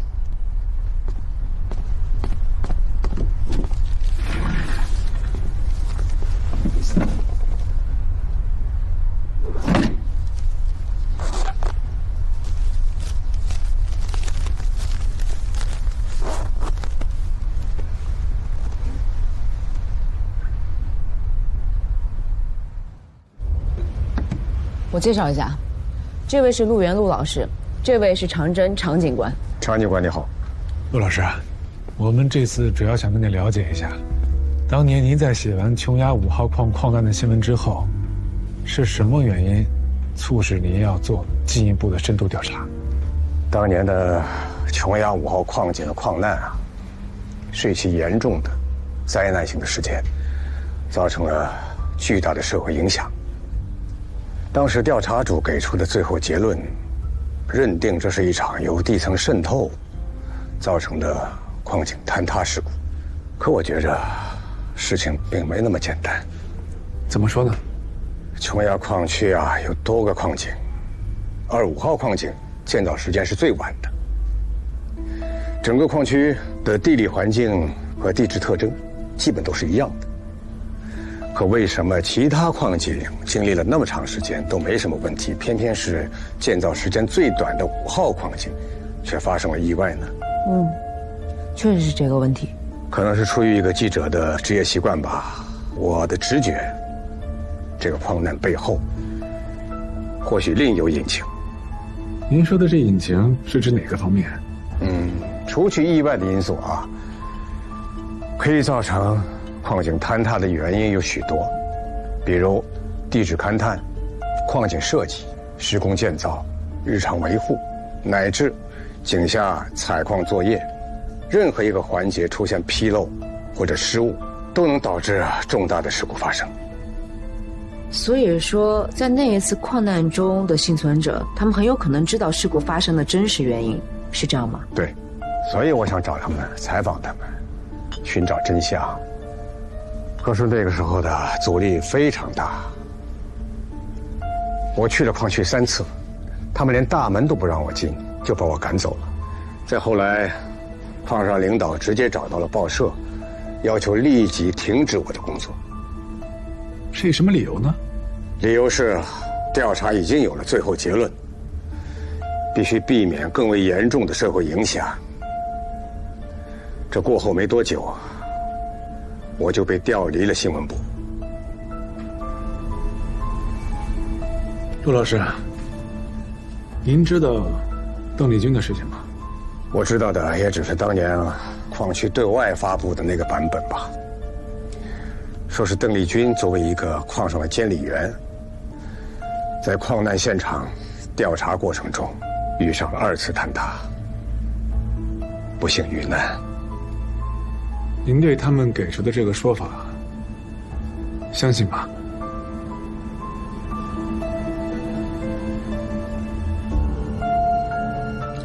我不信。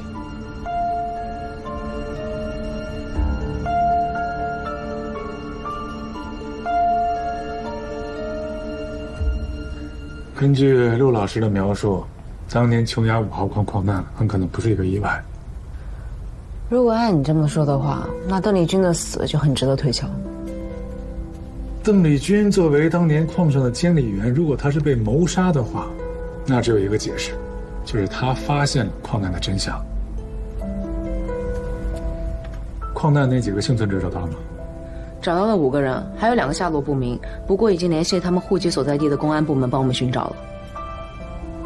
抓紧联系，我们就要从这几个人下手。好。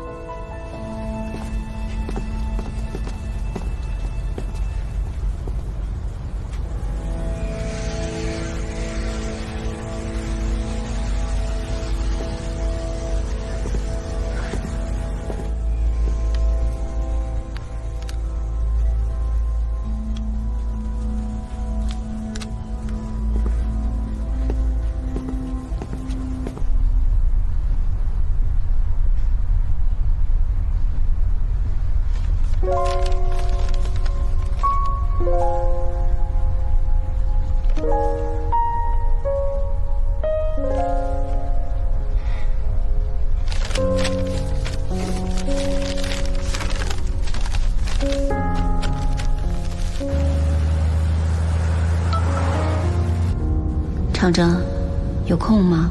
有些事我觉得我们要坐下来聊一聊。念念，我有事出去几天，等我回来之后，我去找你。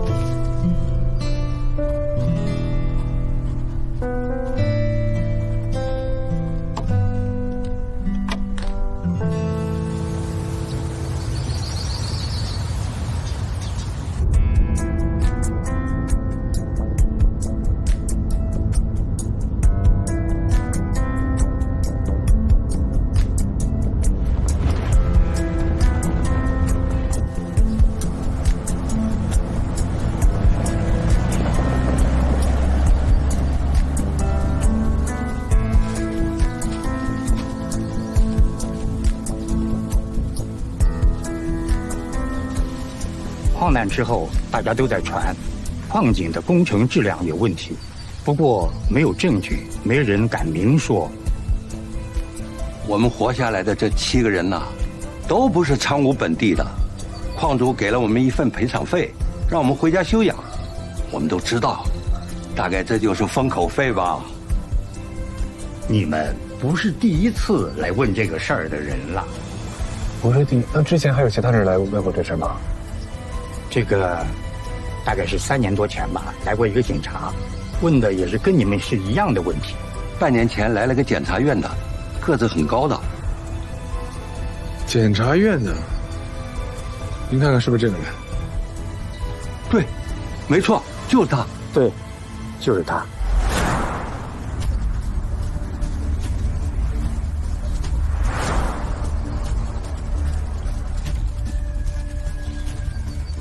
你知道邓丽君是怎么死的吗？你说是那个矿场的监理员吗？就是他。哦，听说是在矿难现场调查的时候，又碰上了2次坍塌，被埋了。这个事吧，当时就有人信，有人不信。相信的人呢，觉得矿区治安办专门调查，确定邓丽君是意外死；但是不信的人呢，觉得他可能是找到了什么，被人给害了。记得当时他老婆天天带着孩子到矿区来闹，就说他男的是被冤死。他老婆说这些话有什么依据吗？据他老婆说，邓丽君出事的那天，他正要去看他爸，因为他爸突然得病住医院了。他老婆还说什么了？他老婆说他是个孝子，所以他说什么也不相信，他会中途跑回矿上。当时啊，还有记者来采访过。被他们拦住了，矿上还专门找我们开过会，叫我们不要乱讲话。你要是乱讲话，到时候拿不到赔偿的钱。不过有的人当时说啊，他老婆过来闹，无非就想多要点什么赔偿款、抚恤精神。但我觉得他老婆说的是真的，邓丽君就是被害死的，他肯定是在调查矿难事故的时候发现了什么。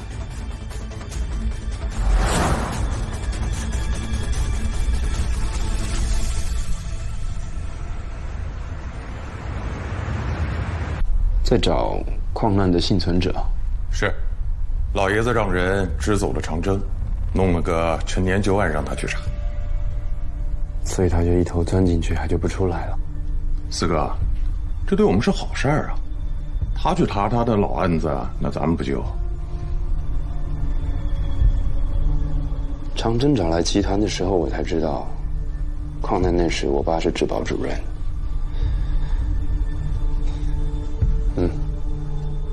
这里面还有我不知道的事。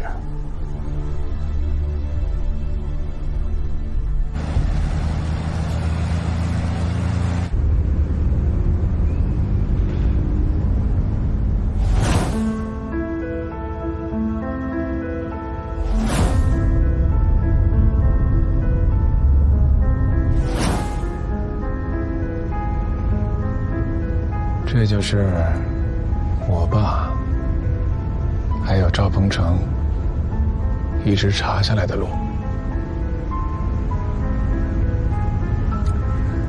跑了这么一圈，至少我们的方向更加清晰了。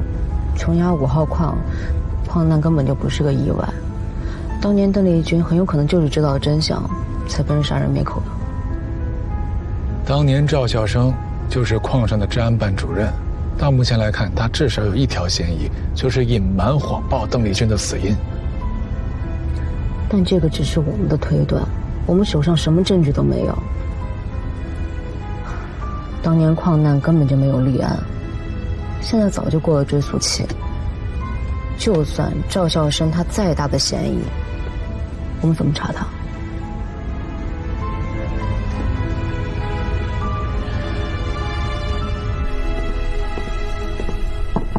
进来。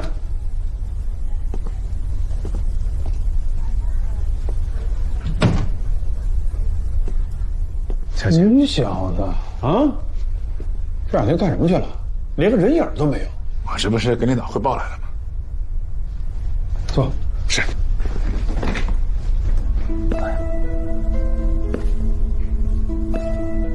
这几天呢，我走访了当年琼崖5号矿难的几名幸存者。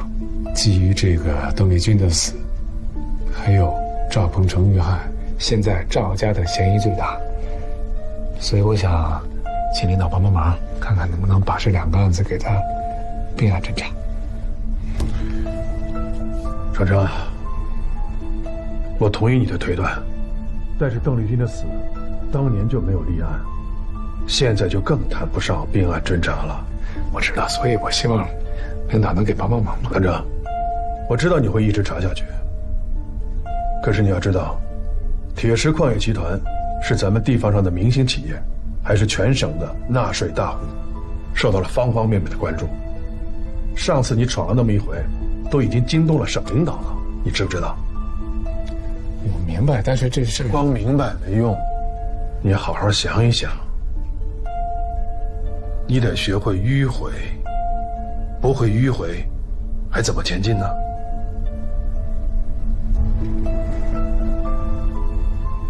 迂回。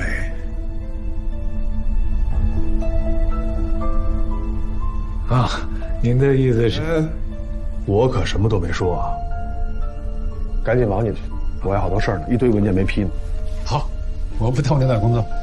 啊，领导您忙着。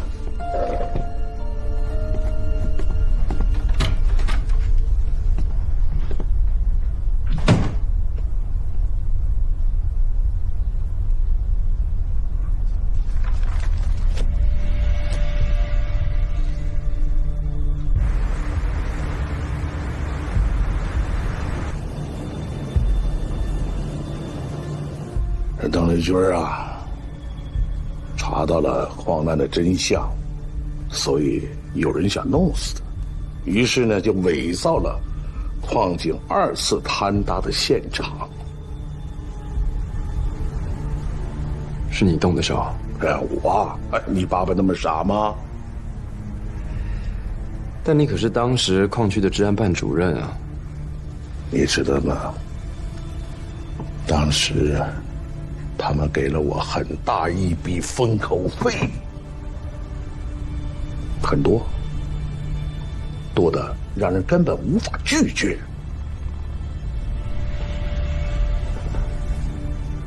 你不是一直想知道赵家是如何发迹的吗？告诉你，这就是我们的第一桶金。您说的他们是指谁呀？我就想知道那些人现在能不能帮我们赵家。哎呀，你就是想知道我手里的牌。啊，跟我来。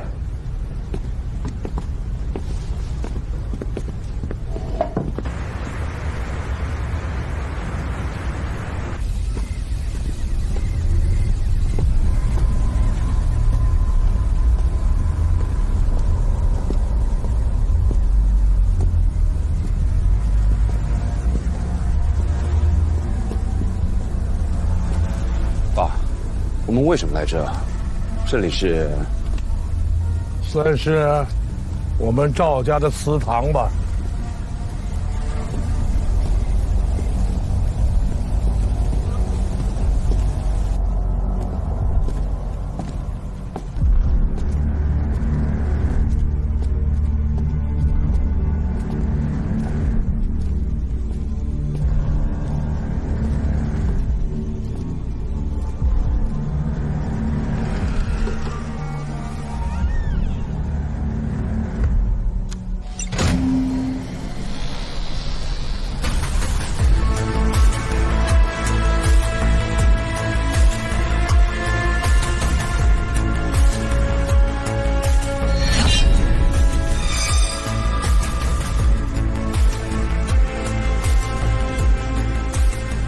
这就是我们赵家的祠堂。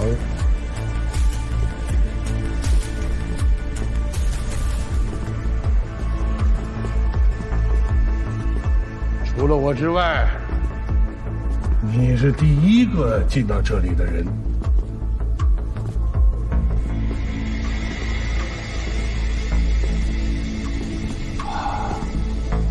好大一把伞啊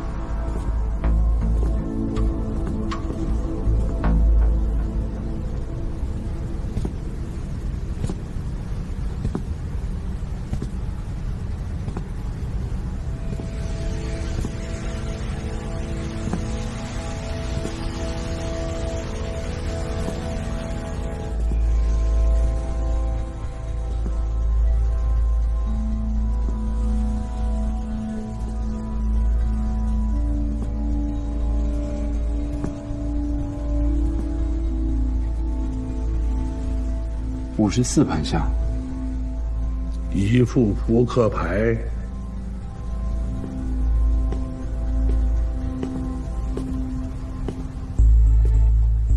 你知道这是什么吗？大概猜到了。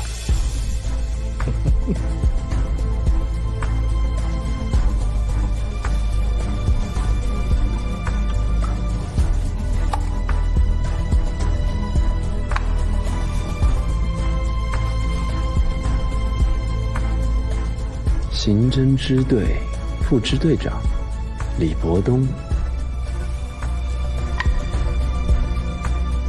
就是他把长征调去那个矿难的案子。调长征去干点别的吧，否则的话，他老盯住老二这个案子不放，早晚是个事儿啊。好的，我马上安排。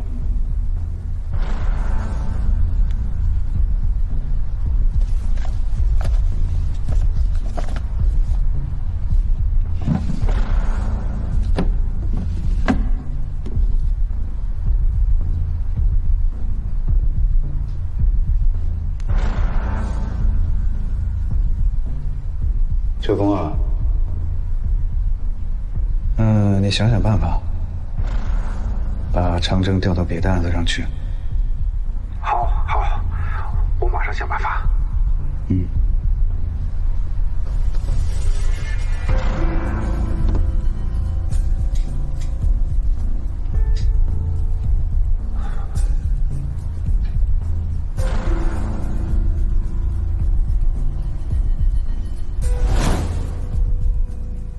所以，他找了张秋风。对，这个人可靠吗？这是张秋风，因为张秋风是李伯东的人，所以也就是我们的人。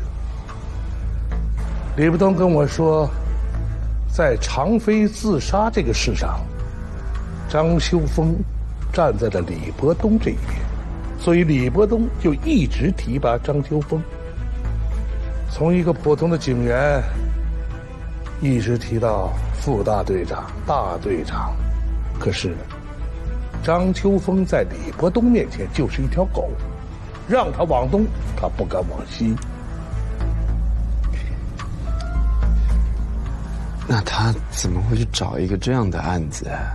不但没有难倒长征，反倒搬起了石头砸我们自己脚。所以啊，我把李伯东臭骂一顿。他说他马上会去找张秋风。秋风啊，秋风，你让我说你什么好呢？好不容易把长征调到了另外一个案子上，哎，又是一个和赵家有关联的案子。不是，李志啊，你也知道，自从上次游艇爆炸案之后，那城里的小混混老实多了，没那么多案子。再说了，我心想这28年前的事故了，他能查出个什么？我就没想到这小子。不是，再说李志，这事儿我跟您请示过，您是同意的。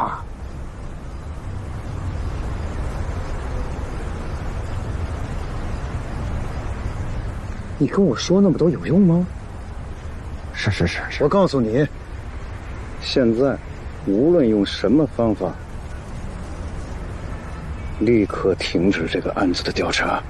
是，明白，我明白。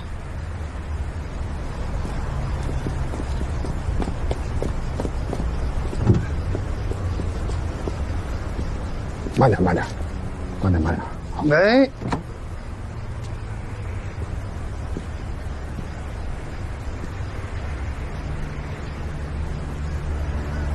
来，秋风啊，你应该知道，丁志要退了。哦，局里领导已经找我谈话了，他的位子我来顶。那我的位子呢？